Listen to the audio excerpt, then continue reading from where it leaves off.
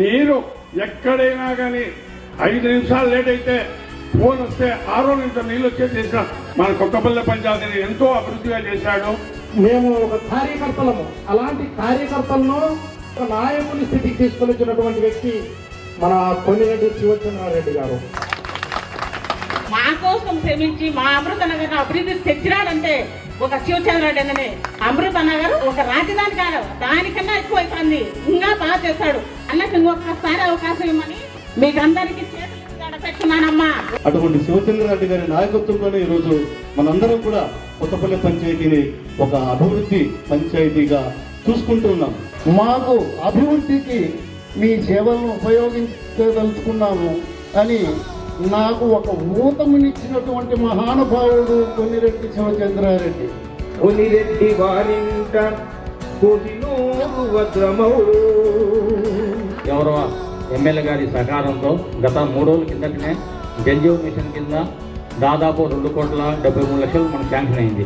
మనం ఎంత వర్షం పడినా కూడా 5 నిమిషాలు నీళ్లు ఎక్కడ కూడా నిలబడకుండా పెద్ద కాలంలో వచ్చి మరో రోడ్లకు వచ్చి కలుస్తున్నాయి.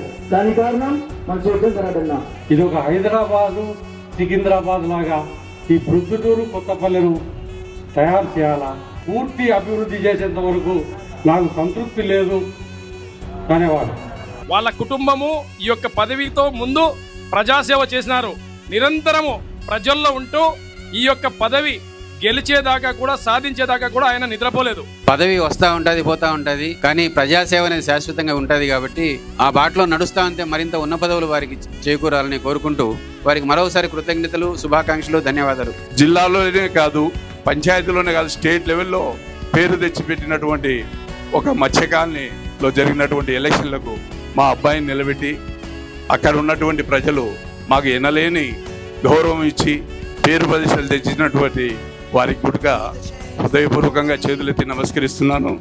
కొత్తపల్లి ప్రగతికి ఇంతనే చిరునామా, పేదవాడి కష్టానికి అతనే ఆసరా.